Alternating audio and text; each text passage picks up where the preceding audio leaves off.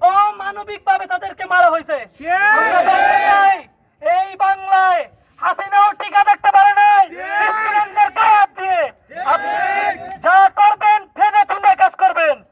আজকের পরে যদি আমার ভাইয়ের বুকে, আমার ভাইয়ের দিকে যদি আর কোনো আঙুল তোলা হয়, তার জবাব আমরা ছাত্র সমাজ দিয়ে দেব।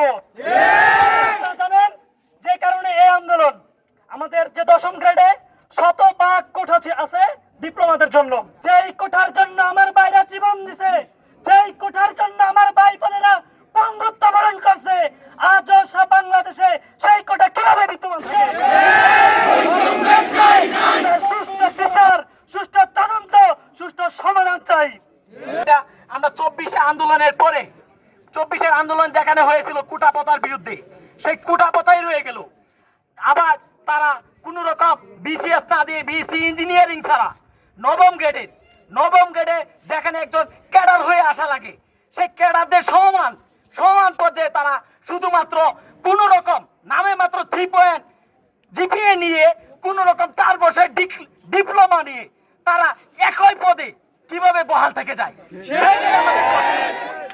একজন ডিপ্লোমা টেকনিশিয়ান কখনো বিএসসি ইঞ্জিনিয়ারদের ঊর্ধ্বতন কর্মকর্তা হওয়ার যোগ্যতা রাখে না।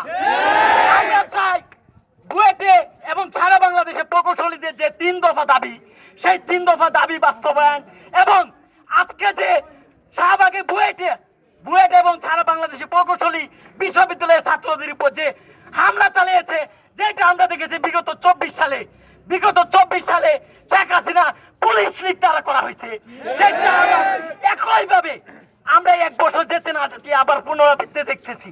আমরা চাই সেই ডিসি মাসুদ এর জন্য ক্ষমা চাইবে এবং উপদেষ্টা এর জন্য জবাবদিহিতার আওতায় আসবে। আমরা চাই এক সুষ্ঠু একটা পদক্ষেপ নেওয়া হোক। যদি এর সুষ্ঠু কোনো পদক্ষেপ না আসে, তাহলে আমরা কঠোর কর্মসূচিতে যাইতে বাধ্য হব।